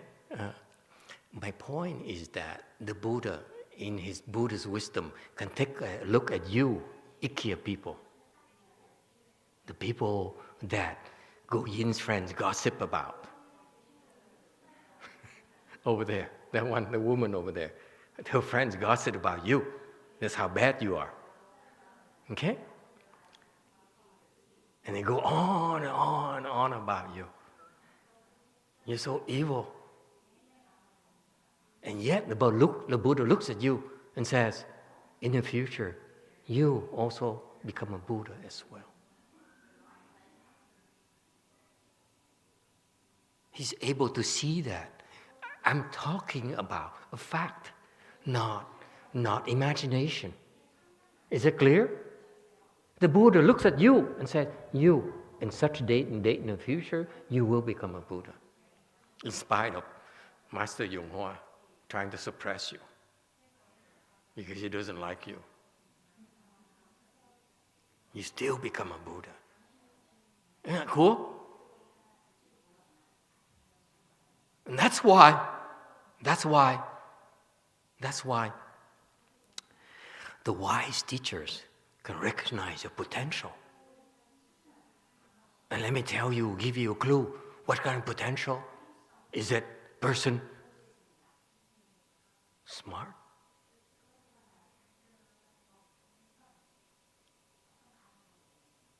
Does the person have to be smart? No. Forget it. what else should we look for? I don't know. Help me out. Donate a lot of money to Xian Tong to buy groceries for the temple. Oh, I know what.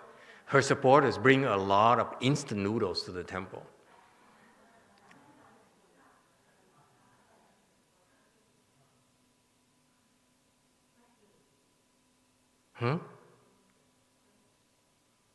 Fresh vegetables? She says, more fresh vegetables and instant noodles. They bring fresh noodles, not instant noodles. Fresh noodles? Oh, even, how come I never saw any of the fresh noodles? Is that the kind they call hung shao mian? Okay, never mind. Okay.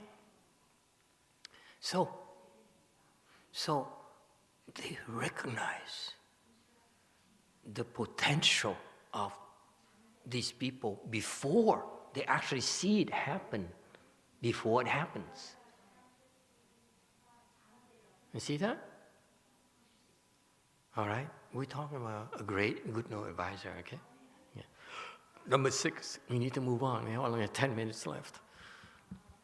Doesn't give up when encountering suffering. This refers to the fact when you're a good known advisor, you help people, they bite you. They'll hurt you.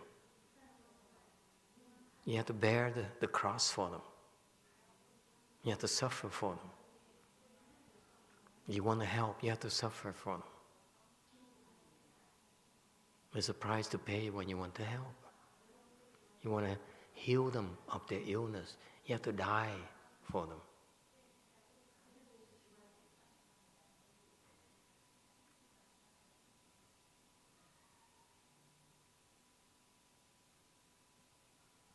Okay? So you have to endure the suffering, and you don't back out.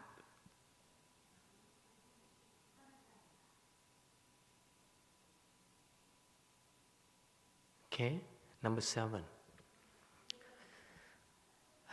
Not despise people when they're poor or lowly. Okay, Qing here is to look down upon.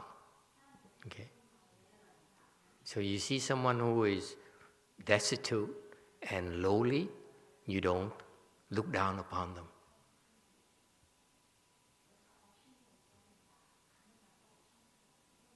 Okay?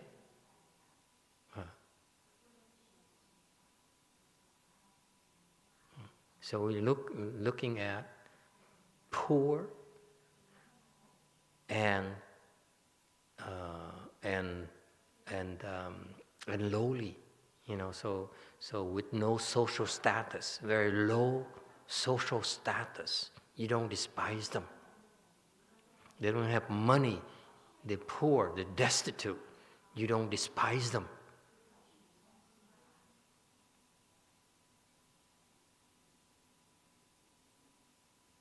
Okay? So in a good way, I love it when the Ivy League schools and the great institutions, okay, they have special criteria for people of different ethnicities. They pick on the Asians, but they are more lenient towards, other ethnicities. Okay, in a way, it's a good thing.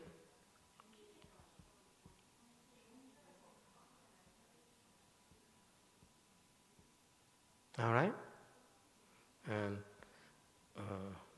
there goes my Asian supporters. It's not funny, huh? Look at the Asian people in the audience. None of them is excited about this. Okay, so that's a good new advisor. Any questions, comments? No?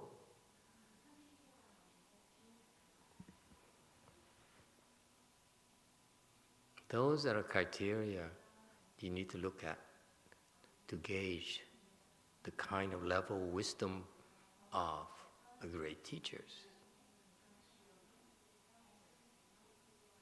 I submit to you that that's how you should apply these criteria to the teachers, your teachers and your children's teachers.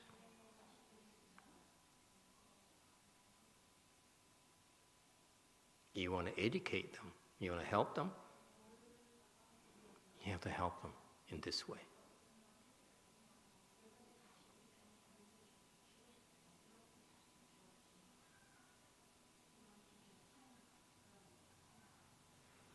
All right? Next, 262. So we're talking about with the story of great Master Shàn Yǒu. He is a disciple of the 6th Patriarch, one of the greatest teachers in the history of Buddhism. And I feel this man here is a Buddha. He's no ordinary monk. He's a Buddha, okay? Manifesting as a monk. And so Shàn Yǒu learned a lot. So he says, Shàn Yǒu's Chan is also called no thought Chan. This is pure Chan. Pure Chan. If you practice Chan meditation, this is where you receive training to have no thoughts. What does it mean, no thoughts? No thoughts of gains. No thoughts of benefits. No thoughts of fame. No thoughts of evil. Okay? No thoughts whatsoever. That's also called Patriarch Chan. The patriarchs who teach you Chan are supposed to bring you to no thoughts in their training. Okay? So he's a true patriarch. Okay? No will is no thoughts. Okay? He says, if you have no wills, okay?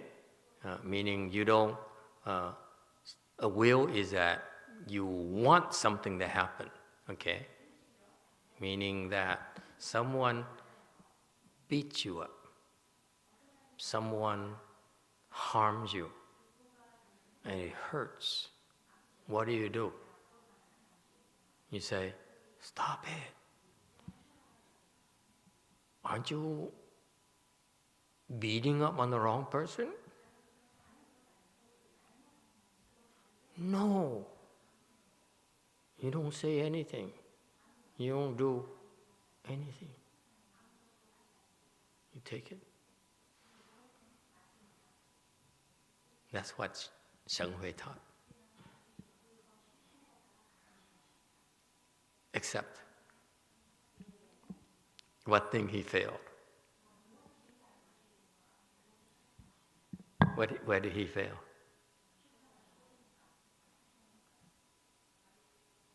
Hey, kitchen manager, where did Shàn Yǒu fail? Okay, no one remembers. Where did he fail? Anyone? Remember? When he first started, he says, after his teacher, the 6th Patriarch, died, he went to this capital city, and then what? He said, Shàn Yǒu, my teacher's peer, okay, who started the Northern School, who is a leader in Northern School of Chan, is a phony. And if I don't do anything about it, he'll be recognized as the 6th Patriarch. Okay? So he failed his own doctrine.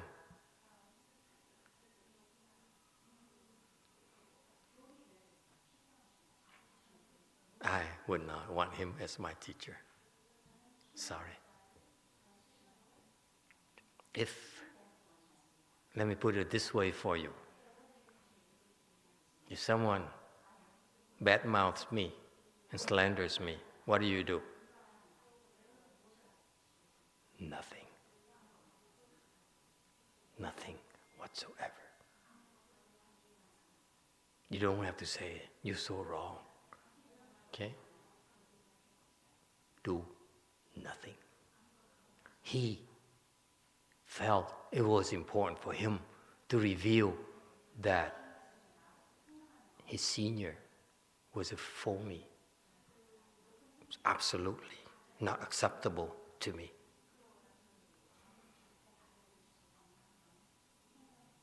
Is it clear? Next, 263, and Cheng Wei said, Dharma does not come or go, the boundary of before and after is severed, and then no thought is the foremost vehicle. Okay?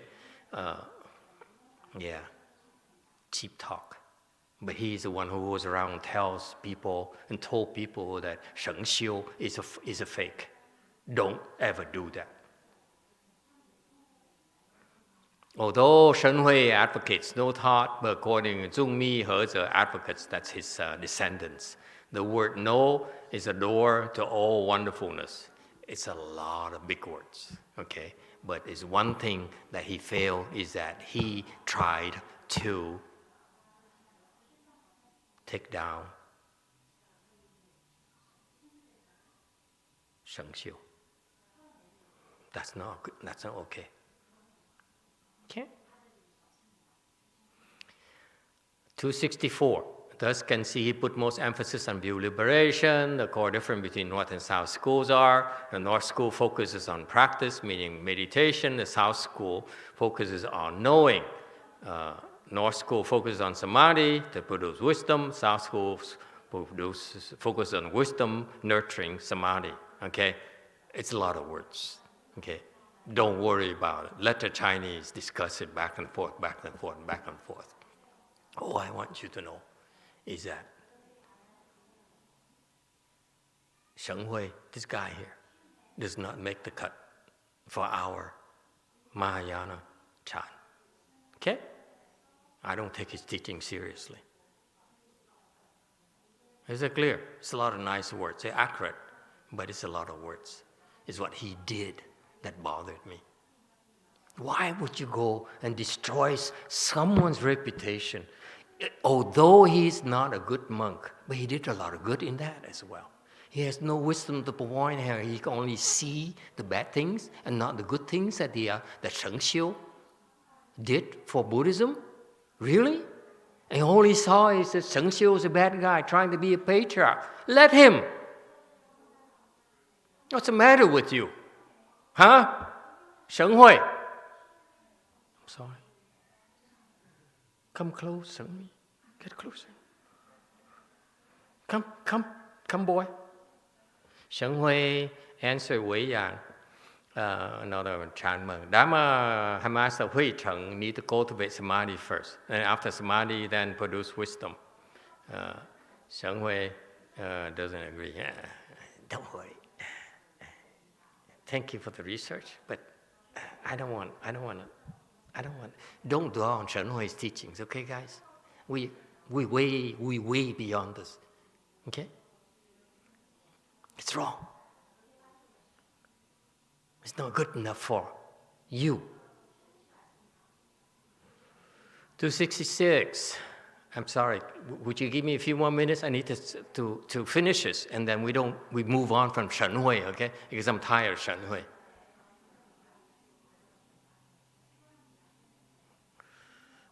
66. He also used a view from Parinirvana Sutra, more samadhi but less wisdom increases ignorance, that's true. More wisdom but less samadhi increases deviant view, that's true. And he advocates samadhi and wisdom in equal proportions, yes, it's true. Okay, it's from the sutras, that's correct, this is correct, okay? It's a lot of talks. But he still goes out and destroys someone. Work. That sucks to me. No excuse for that.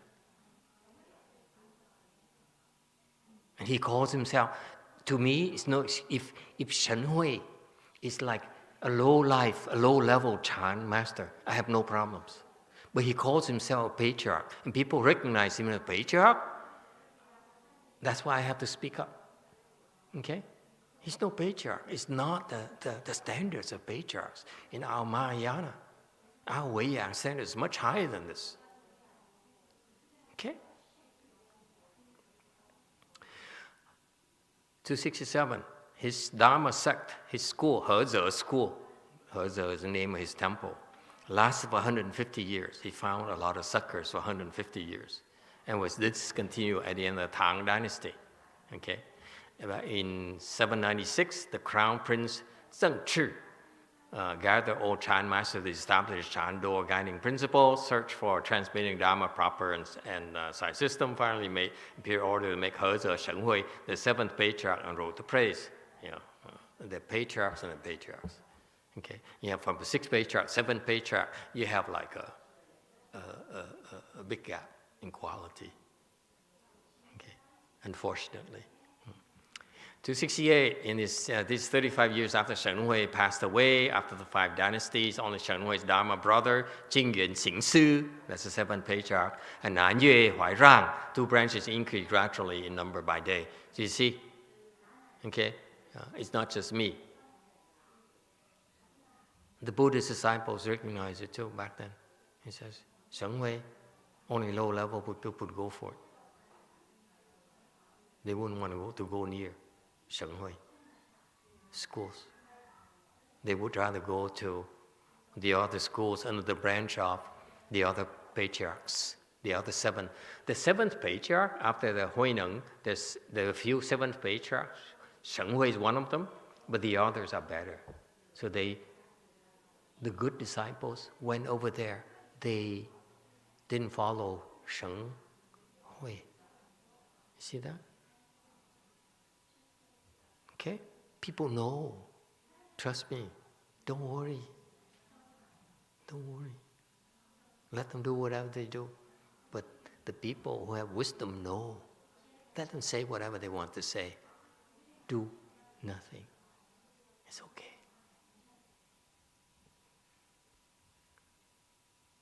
Losers would do something.